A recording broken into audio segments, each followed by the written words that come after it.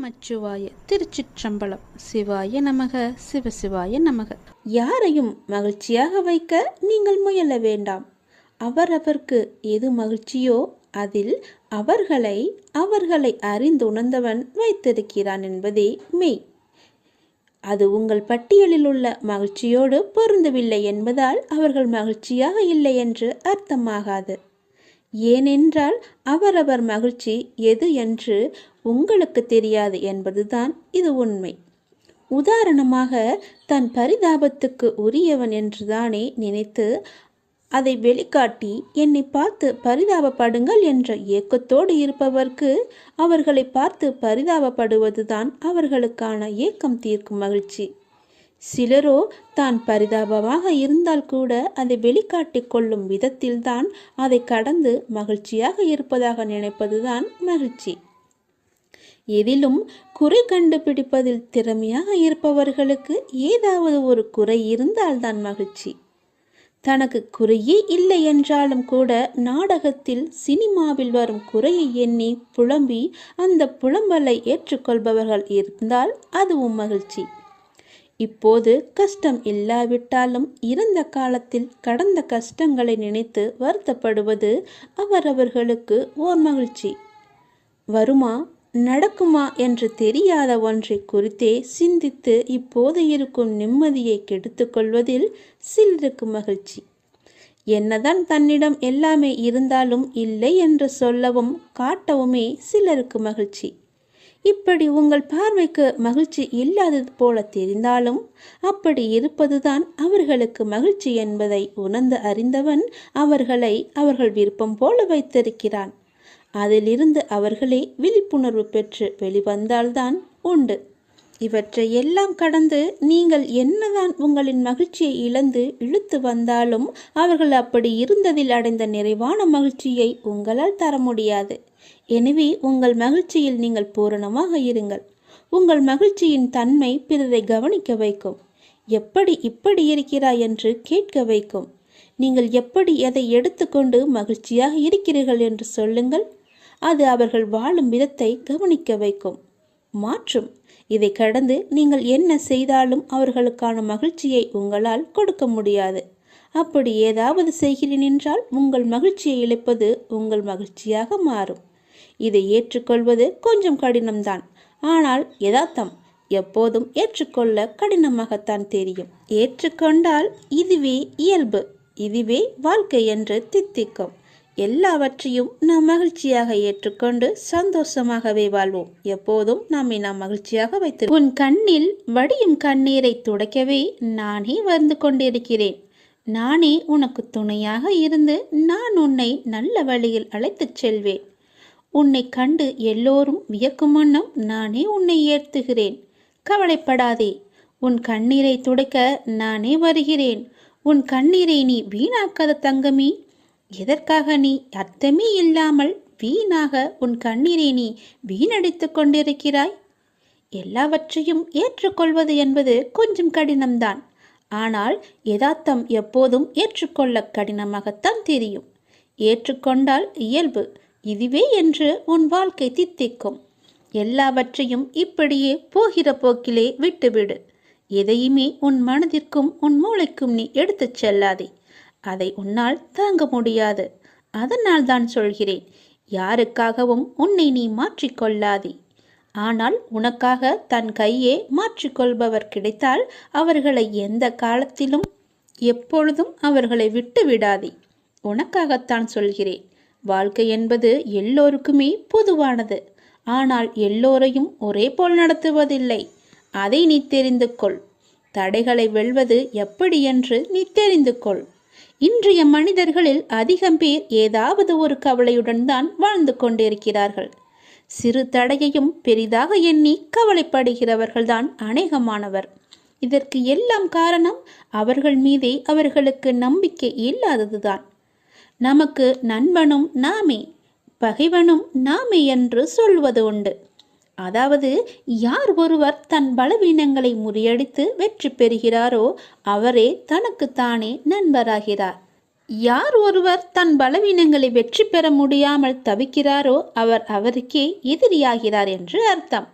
பெரும்பாலான நிகழ்வுகளை ஆராய்ந்து பார்த்தால் ஒவ்வொரு தடையும் ஒவ்வொரு வெற்றியை மறைத்து வைத்து அதனுள்ளே இருக்கிறது என்பது நீங்களே தெரிந்து கொள்ளுங்கள். அதில் 1000 அர்த்தங்கள் இருக்கிறது என்பது உங்களுக்கே புரியும். அதுபோன்றுதான் தோல்வியும். தோல்வி என்பது நம்மை மாற்றி அமைத்து கொள்ள வேண்டிய அறிவிப்பு என்று கூட சொல்லலாம். செல்வத்தை இழப்பது ஒன்றையும் இழப்பதாகாது. உடல் நலத்தை இழப்பது வேண்டுமானால் சிறிதளவு இழந்ததாகும். ஆனால் நம்பிக்கை இழப்பது எல்லாவற்றையுமே இழந்ததற்கு சமம் என்று சொல்வார்கள். தடைகளை வெல்வது எப்படி? அப்படித்தான் நீங்கள் கேட்கிறீர்கள். இதை நமக்கு எறும்புகள் கற்றுத் தருகின்றன. நன்றாக ஆராய்ந்து பார்த்தால் உங்களுக்கே அது தெரிய வரும். ஒரு எறும்பு தன் வாயில் நீளமான உணவுப் பொருளை சுமந்து கொண்டு சென்றது. தரைவழியே சென்று கொண்டிருந்த அந்த எறும்பு ஒரு வெடிப்பை பார்த்துவிட்டு திடீரென்று நின்று விட்டது. மேலே செல்ல முடியாமல் தவித்தது. சிறிது நேரம் கழித்து தான் சுமந்து வந்த இரையை வெடிப்பின் மேல் வைத்து சுமந்து வந்த இரையை நன்றாக பாருங்கள், சுமந்து வந்த இரையை வெடிப்பின் மேல் வைத்து அதன் மீது ஊர்ந்து சென்று வெடிப்பை கடந்தது. பின்பு அந்த இரையை கவ்விக்கொண்டு சென்றது அந்த எறும்பு. எறும்பின் அறிவு வியப்பை அளிப்பதாக உள்ளது என எழுதியிருந்தார் ஒரு ஆராய்ச்சியாளர். துன்பம் ஏற்பட்டால் அத்துன்பத்தையே பாலமாக வைத்து நாம் முன்னேற வேண்டும் என்பதுதான் இந்த எறும்பிடமிருந்து நாம் கற்றுக்கொள்ள வேண்டியது.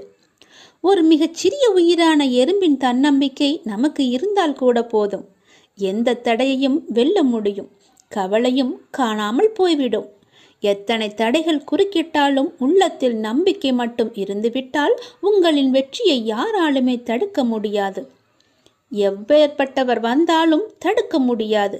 எத்தனை சூழ்ச்சிகள் செய்தாலும் தடுக்க முடியாது. தன்னம்பிக்கையை கொள்ளுங்கள். தடைகளை எல்லாம் கடந்து நீங்கள் வெற்றியை சுவைப்பீர்கள். பொறுமையை விட மேலான தவமும் இல்லை. திருப்தியை விட மேலான இன்பமும் இல்லை. இரக்கத்தை விட உயர்ந்த ஒரு அறமும் இல்லை. மன்னித்தலை விட ஆற்றல் மிக்க ஒரு ஆயுதமும் இல்லை. தோல்விகள் பல சூழ்ந்தாலும் இருளை விளக்கும் கதிரவன் போல அதனை நீக்கி அடுத்தடுத்த வெற்றி படிகளில் காலெடுத்து வையுங்கள். முடியும் வரை அல்ல, உங்கள் இலக்கினை நீங்கள் எப்போது அடையும் வரையோ அதுவரை நீங்கள் முயற்சித்து கொண்டே இருங்கள். உங்கள் வாழ்வில் நிச்சயமாகவே விடியல் விடியும். அந்த விடியல் விடியும் வரை முயற்சித்து கொண்டே இருங்கள். அது வெகு நாட்கள் இல்லை, கூடிய விரைவிலேயே அது உங்களுக்கு கிடைக்கும். முகமலர்ச்சியோடும் நம்பிக்கையுடனும் எழுந்து புத்தம் புது நாளை துவங்க உங்கள் எல்லா வல்ல இறைவன் உங்களுக்கு அருள் புரிவார். என்னுடைய ஆசி முழுவதுமாகவே நீ கலங்காதே.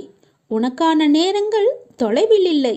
அது உன்னை தேடி வந்து கொண்டு இருக்கிறது. பிள்ளைகளின் நலன் எல்லாமே விரைவிலேயே சீராகும். நான் கம்பீரமாக உனது மனதிலும் உனது இல்லத்திலும் அமர்ந்து கொண்டிருக்கிறேன். பயபக்தியோடும் உண்மையோடும் ஆன்ம உணர்வோடும் கண்ணீரோடும் நீ என்னிடம் செய்கின்ற பிரார்த்தனைகளை நான் கேட்டுக்கொண்டு தான் இருக்கிறேன். நான் அளிக்கும் பதில்களை உன்னால் புரிந்து கொள்ளாமல் முடியாமல் போய்விடுவதால் தான் உன் மனம் போன போக்கிலே நீ சுதந்திரமாக நடந்து கொண்டிருக்கிறாய். என்னை தட்டி கழித்து விடுகிறாய். அதனால்தான் நான் செய்கின்ற பலனையெல்லாம் உன்னால் அடைய முடியவில்லை. உன் விருப்பப்படி செய்யவும் நடக்கவும் வாழவும் நான் உனக்கு சுதந்திரம் கொடுத்திருக்கிறேன். அதனால்தான் என் செய்கைகளை புரிந்து கொள்ளாமலும் எனக்கு கீழ்ப்படிந்து நிற்காமலும் உனது சுயமான போக்கின்படி உன்னால் நடக்க முடிகிறது. இந்த சுதந்திர உணர்வுதான் உன்னை இந்த அளவுக்கு கீழே இறக்கி வைத்திருக்கிறது. கீழே இறங்கிவிட்டோமே என்று வருத்தப்படுகிறாய். கீழே வந்துவிட்ட போதும் உன்னை நினைத்து நான் பெருமைப்படுகிறேன். உனது இரக்கமுள்ள குணம், பிறருக்கு உதவ வேண்டும் என்ற உன்னத மனோபாவம், இந்த நிலையிலும் பிறர் கஷ்டப்படுவதை காண சகிக்காத மனம், இவையெல்லாம் இருக்கும் இடத்திற்கு விசுவாசத்துடன் நடந்து கொள்ள வேண்டும் என்று நினைத்து அதன்படி நீ நடந்து வந்ததால்தான் கீழ்நிலைக்கு இறங்க நேர்ந்தது என்று நீ நினைக்கிறாய். அது அல்ல. கெட்டவர்களும் கெடுமதி உள்ளவர்களும் நன்றாக இருக்கும்போது நல்லவர்களான நாங்கள் மட்டும் ஏன் கஷ்டப்பட வேண்டும்? கஷ்டத்தை மட்டுமே ஏன் கடவுள் எங்களுக்கு பரிசாக தர வேண்டும் என்று நீ நினைக்கிறாய். உன்னை போல நல்லவர்களும் இப்படித்தான் புலம்பிக் கொண்டே இருக்கிறார்கள். இது இன்றோ நேற்றோ தொடங்கி நடந்து வருகின்ற விஷயம் அல்ல. காலகாலமாய் நல்லவர்கள் புலம்பும் ஒரு தொடர்கதைதான். அதைதான் நீயும் செய்து கொண்டிருக்கிறாய். நான் உன்னிடம் பிரதிட்சியமாக விளங்க வேண்டும் என்றால் நீ கஷ்டப்பட்டுத்தான் ஆக வேண்டும். ஏனெனில் நான் நல்லவர்கள் மனதில் மட்டுமே வாழ முடியும். கெட்டவர்கள் மனதில் எனக்கு இடமே கிடையாது. எப்படி உன்னை கஷ்டப்படுத்தி வாழ்வதால் என்ன பலன் என்று நீ நினைக்கலாம். நான் உன்னை பக்குவப்படுத்தி பெருமைப்படுத்துவதற்கு இதை உனக்கு வரப்பிரசாதமாக கொடுக்கிறேன். உன்னுடைய தகுதிக்கும் தாங்கு சக்திக்கும் ஏற்பத்தான் கஷ்டத்தை தருகிறேன். இதை உன்னால் சமாளிக்க முடியும் என்று தெரிந்த பிறகே கஷ்டம் வர தயாராக இருக்கிறது. இந்த நேரம் நீ வேகமாக செயல்பட வேண்டிய நேரம், சிந்தனையோடு செயல்பட வேண்டிய நேரம். இப்போதே உன் நிலையை பல மடங்கு நான் உயர்த்தப் போகிறேன். சந்தோஷமாகவே இரு. என்ன நீ ஒரே மனக்குழப்பத்திலேயே இருந்து கொண்டிருக்கின்றாய்? எப்போது பார்த்தாலும் குழப்பமான சூழ்நிலையை ஏன் உன்னை வைத்திருக்கின்றாய்? மீண்டும் மீண்டும் குழப்பம் ஏற்படுவதற்கு என்ன காரணம்? நான் தான் நேற்றே உன்னிடம் பேசிவிட்டேனே. நான் பேசுவதை நீ காது கொடுத்து கேட்டாயா இல்லையா? நீ புரிந்து கொண்டதுதான் என்ன? நீ என்னத்தை புரிந்து கொண்டாய்? வினைகளை எப்படி தீர்க்க வேண்டும் என சொல்லி தந்தேனே. கேட்டாயா அல்லவா? ஏன் கேட்க மறந்தாய்? ஏன் நீ மறந்து போனாய்? அது போன்ற ஒன்றை செய்ய முயன்று ஏன் வருத்தப்பட்டு கொண்டிருக்கின்றாய்? நான் வேண்டாம் என்றும் சொல்லியும் ஏன் அதையே நினைத்து கொண்டிருக்கின்றாய்? உன் அப்பா பேச்சை நீ கேட்க மாட்டேன் என்ற முடிவிலேயே இருக்கின்றாயா? நீ மிகவுமே ஆசைப்படும் விஷயம் உனக்கு கிடைக்கப் போகிறது என்றுதான் நான் அப்பொழுதே சொல்லிவிட்டேனே. இருந்தும் தேவையில்லாமல் ஏன் உன்னை நீயே வருத்து கொண்டிருக்கின்றாய்? வருத்தப்பட்டு கொண்டிருக்கின்றாய்? தேவையே இல்லாதது. என் பேச்சை நீ கேட்பாயா மாட்டாயா என்று எனக்கு ஒரு சத்தியம் செய்துத்தா. அப்பொழுதுதான் நான் நம்புவேன். மகிழ்ச்சியாக இருக்கும்போது பல அனுபவ பாடங்களை நீ மறந்து விடுகின்றாய். மகிழ்ச்சியாக இரு, ஆனால் எவற்றில் எந்த எல்லை என்று உன் வாழ்க்கை ஏற்கனவே கற்றுக் கொடுத்திருக்கிறது அல்லவா? அதை நீ மறந்து விடாதே. அந்த எல்லையை நீ தாண்டி விடாதே. இந்த ஒரு நாள் சிலவற்றை தாங்கிக்கொள். நாளை முதல் அதிலிருந்து நிச்சயம் உனக்கு விடுதலை கிடைக்கும். நான் இருக்கின்றேன். எல்லாவற்றையுமே நான் மாற்றி தருகின்றேன். எல்லாமே நன்மைக்கு. யாம் இருக்க பயமே என்பதை நீ வெறும் வார்த்தையால் நம்பிக்கைப்படக்கூடாது. முழுமையாக உனக்குள்ளே ஊற வேண்டும். அது எத்தனை முறை சொன்னாலும் நீ கேட்க மாட்டேன் என்றால் நான் என்னதான் செய்வது? நான் உன்னை கும்பிட்டு கேட்டுக்கொள்கிறேன். தயவு செய்து உன் அப்பா சொல்வதை கொஞ்சம் காது கொடுத்து கேட்டு அதன்படி நீ நடந்து கொள். உன்னுடைய மனக்குழப்பம் எல்லாம் தீரும். நான் ஏதாவது ஒரு விதத்தில் தினமும் உனக்கு சொல்லி கொண்டுதான் இருக்கிறேன். பல நல்லதுகளை இன்று நீ என்ன செய்ய வேண்டும், எது செய்யக்கூடாது என்று அவ்வப்போது உனக்கு உணர்த்தி கொண்டுதான் இருக்கின்றேன். நீ கேட்காமல் போனால் நான் என்ன செய்ய? மகிழ்ச்சியாக இரு. அதற்கு தானே நான் எல்லாவற்றையும் செய்து கொண்டிருக்கின்றேன். தேவையில்லாத விஷயங்களை எல்லாம் உன் மனதில் போட்டு நீ குழப்பிக்கொள்ளாதே என்று அடிக்கடி சொல்கிறேன். நேற்று சொன்னது போலவே இன்றும் சொல்கிறேன். தேவையற்றதை போய் நீ மாட்டிக்கொள்ளாதே. வீணாக எதையும் பேசி சிக்கிக்கொள்ளாதே. வினைகளை எப்படி தீர்க்க வேண்டும் என சொல்லி தந்தும் நீ அதிலேயே மாட்டிக்கொண்டிருப்பேன் என்றால் நான் என்ன செய்ய? தயவு செய்து கேட்கிறேன். நான் சொல்வதை கேள். நீ விரும்பும் ஆசைப்படும் ஒன்று உன்னிடம் நிச்சயம் வரும். அது உனக்கு கிடைக்கப் போகிறது. அந்த நேரத்தில் இப்படி செய்தால் நான் என்ன செய்ய முடியும்? உன் வாழ்க்கை நன்றாக இருக்கும். கவலைப்படாதே. இந்த உலகமானது எப்படி வேண்டுமானாலும் மாறலாம். மனிதனாகனவன் எப்படி வேண்டுமானாலும் மாறலாம். எந்த நொடி வேண்டுமானாலும் மாறலாம். உங்கள் மீது நீங்கள் நம்பிக்கை வையுங்கள். வாழ்க்கை எந்த நொடியிலும் மாறும். மனிதர்களிடம் நீங்கள் கவனமாக இருங்கள். எப்போது மாறுவார்கள் என்று யாருக்கும் தெரியாது. நம்மை நாமே பெரிதாக எண்ணிக்கொண்டு அகந்தை கொள்வது கூடாது. சாதாரணமானவர்களாக நம்மை கருதும் போதுதான் நம்மிடம் கருணையும் பணிவும் நல்ல சிந்தனையும் வெளிப்படத் தொடங்கும். எல்லா ஆற்றல்களும் மனிதனுக்கு இயல்பிலேயே இருக்கின்றன.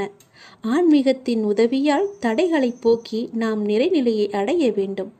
ஆன்மீகத்தின் உதவியால் தீயவர்கள் கூட மகானாக முடியும். இந்த உலகம் இறைவனுக்கு சொந்தமானது. உலக பொருட்களில் எல்லாம் அவரே இருக்கின்றார். இந்த கோணத்தில் பார்க்க தொடங்கிவிட்டால் நம் மனம் உயர்வு பெறும். இங்கொன்றும் அங்கொன்றுமாக நுனிப்புள் மேய்வது போல ஒருபோதும் மேயக்கூடாது. வெற்றி பெறவும் முடியாது நம்மால். எல்லாவற்றையுமே முழுமையாக ஆராய்ந்து அதிலேயே ஈடுபட வேண்டும். கன நேரம் இன்பமாக ஏதோ ஒன்று கிடைக்கலாம், ஆனால் அத்துடன் எல்லாம் முடிந்துவிடும். நம்முடைய இன்பமானது தொடர்ந்து நிலைத்து இருக்கும்படி செய்ய வேண்டும். ஒவ்வொரு நேர்மையான செயலும் அதற்குரிய வெகுமதி தர காத்து கொண்டிருக்கிறது. உணர்ச்சி வசப்பட்டால் முடிவெடுக்க முடியாமல் தடுமாற நேரிடும். உணர்ச்சி வசப்பட்டால் எல்லாமே ஒரு நொடியிலே மாறிவிடும். அதனால் எது செய்தாலும் பொறுமையாக நிதானமாக யோசித்து செய்யுங்கள். கடந்ததை பற்றி வருந்தவோ வருவது பற்றி கற்பனை செய்யவோ வேண்டாம். முயற்சிக்குரிய பலன் ஒருவனுக்கு நிச்சயம் கிடைத்தே தீரும். எதை கண்டுமே நீங்கள் எரிச்சல் படாதீர்கள். எல்லாவற்றையுமே நீங்கள் ஒரு அனுபவ பாடமாக எடுத்துக்கொள்ளுங்கள். நமக்கு எது நடந்தாலும் இது ஒரு அனுபவம் என்று எண்ணிக்கொள்ளுங்கள். மனசாட்சிக்கு கட்டுப்பட்டு நடந்தால் உங்களுடைய வாழ்வு நலம் பெறும். மனம் என்பது கடவுளின் கையில் ஒரு கருவியாக இருக்க வேண்டும். கடவுள் விரும்பும் வழிபாடு உழைப்பு ஒன்றுதான். அவருடைய விருப்பத்தை நாம் பூர்த்தி செய்ய வேண்டும். கடவுள் நம்பிக்கை ஒன்றே மனிதனுக்கு உண்மையான உதவி. கடவுளின் விருப்பப்படி நடக்கட்டும் என எல்லாவற்றையுமே விட்டுவிடுங்கள். உங்கள் தலைகளில் நீங்கள் பாரத்தை ஏற்றிக்கொள்ளாதீர்கள். உங்களுக்கு இன்று நடப்பது எல்லாமே அவருடைய விருப்பப்படிதான் நடக்கின்றது. அவர் விரும்பாமல் எதுவும் உங்களுக்கு நடக்காது. அதனால் அவர் விருப்பப்படி வருவதை அவருடைய போக்கிலேயே விட்டுவிடுங்கள். கடவுளிடம் எல்லாம் நன்றாக இருக்க வேண்டும் என்று பிரார்த்தனை செய்யுங்கள். எல்லாம் உங்கள் இஷ்டப்படியே நடக்கட்டும் என்று அவரிடம் விட்டுவிடுங்கள். நீங்கள் எது செய்தாலும் எனக்கு நன்மையாக மட்டும்தான் இருக்கும் என்று அவர் மீது நீங்கள் நம்பிக்கை கொள்ளுங்கள். மற்ற எல்லாவற்றையும் அவரே பார்த்து கொள்வார்.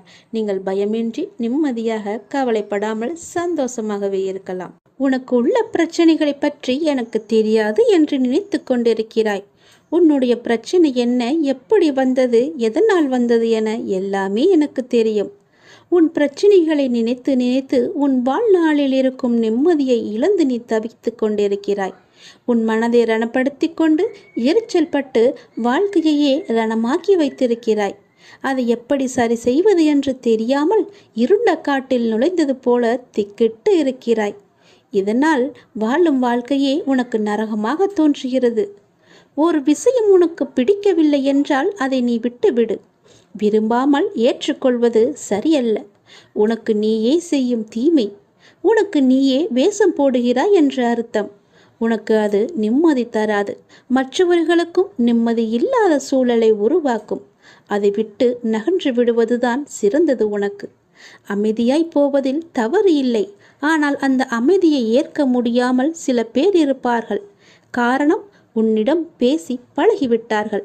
அவர்களுக்கு அது ஏற்றுக்கொள்ளக்கூடியதாக இருக்காது. அவர்கள் செய்யும் சில விஷயங்கள் வருத்தத்தை ஏற்படுத்தியது என்றால் மனம் வருந்தாமல் அமைதியாக நீ விலகிவிடு.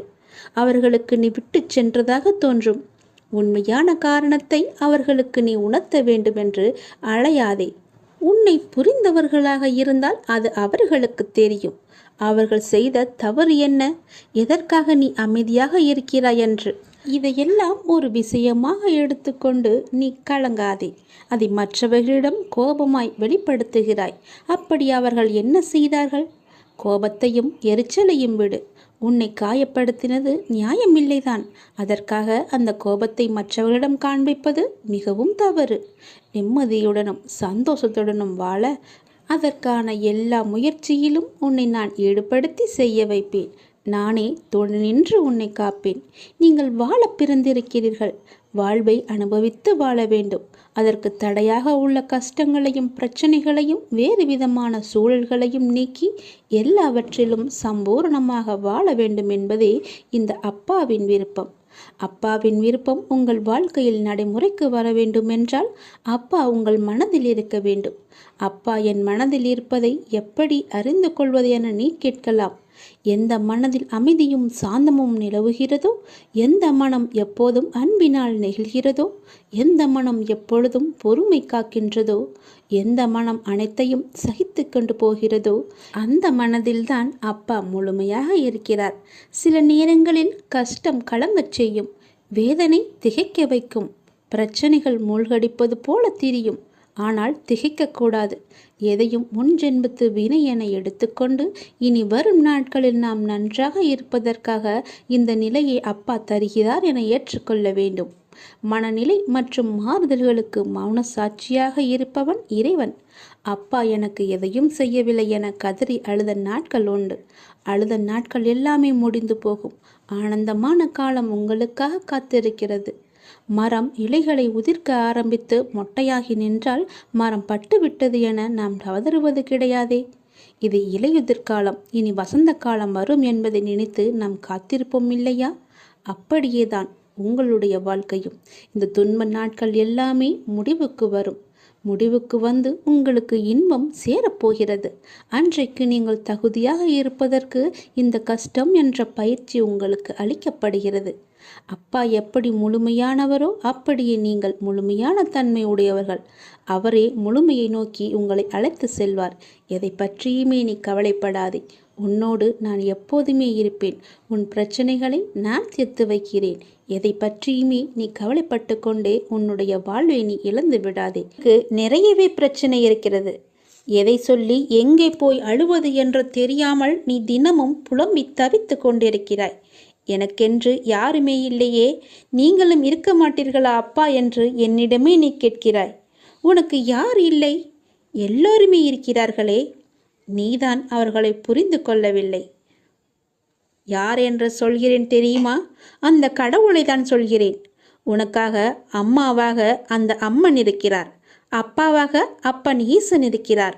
குருவாக நானும் இருக்கிறேன். உனக்காக எல்லோருமே இருக்கும்போது, உனக்காக அந்த கடவுள்களே இருக்கும்போது நீ ஏன் எனக்கு யாருமே இல்லை என்று சொல்கிறாய்? உன் கவலையை போக்க அந்த படைத்த இறைவன் எங்களுக்கு தெரியாதா? உன் பிரச்சனை என்ன என்பது எங்களுக்கு தெரியாதா? உன் பிரச்சனையை கேட்பதற்கு எவரும் இல்லை என்று நீ கவலைப்படாதே. உங்களுக்காக உனக்காக நாங்கள் எல்லோருமே இருக்கிறோம்.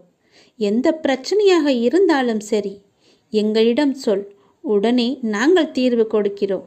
உனக்காக, என்னுடைய குழந்தைகளுக்காக நாங்கள் எது வேண்டுமானாலும் செய்வோம். உன்னை படைத்தது யார் என்று நினைக்கிறாய்? உன்னை படைத்தது நாங்கள்தான். எங்களுக்கு தெரியாதா? நீ எங்கு, எப்போது, எப்படி பிறக்க வேண்டும், யார் வயிற்றில் பிறக்க வேண்டும், யார் உனக்கு அப்பாவாகவும் அம்மாவாகவும் இருக்க வேண்டும் என்று எங்களுக்கு தெரிந்துதான் நான் உன்னை படைத்தேன். நாங்கள் உங்களுக்கு செய்வது எல்லாமே நன்மையாகத்தான் இருக்கும். அதனால்தான் இவர்களுக்கு உன்னை பிள்ளையாக படைத்தேன். இப்போது நடந்தது, இதற்கு முன்பு நடந்தது, இனிமேல் நடக்கப் போவது எல்லாமே எங்களுக்கு தெரிந்துதான் நடக்கிறது என்பதை நீ ஏன் மறந்துவிட்டாய்? உன்னுடைய கவலைகளை பற்றி எங்களுக்கு தெரியாதா? உன்னுடைய பிரச்சனைகள் எல்லாமே தீரும் நேரத்தை நீ நெருங்கிவிட்டாய். நீ இதுவரை அனுபவித்தது பூர்வ ஜென்ம, முந்தைய ஜென்ம கர்மாவின் பலன்தான். மிச்சம் இருந்தது, அது இப்போது முழுவதுமாகவே தீர்ந்துவிட்டது. இன்னும் நான் உனக்கு நிறையவே கொடுக்கப் போகிறோம். அதை பெறுவதற்கு நீ தயாராக இரு. என்ன கஷ்டத்தை கொடுக்கப் போகிறீர்களா என்றுதானே நீ கேட்கிறாய்? அவ்வளவு சோதனைகளை நீ தாங்கி இருக்கிறாய். அவ்வளவு பிரச்சனைகளை நீ பார்த்து இருக்கிறாய். கவலைப்படாதே. இனி வருவது உனக்கு பிரச்சனை அல்ல, உனக்கு கவலையும் அல்ல, உனக்கு சந்தோஷம்தான். உன்னுடைய பிரச்சனைகள் எல்லாமே முடிந்து விட்டது. அதற்கு தீர்வும் நீ கண்டுவிட்டாய். இனி நடக்கப் போவது எல்லாமே உனக்கு ஜெயமாகவே இருக்கும், சந்தோஷமாகவே இருக்கும். நீ கேட்டது அனைத்துமே உங்களுக்கு கிடைக்கும். நீ எதிர்பார்த்தபடியே உன்னுடைய வாழ்க்கை நிச்சயமாகவே அமையும். என் வார்த்தையை நம்பு. உன்னை நான் படைத்தேன்.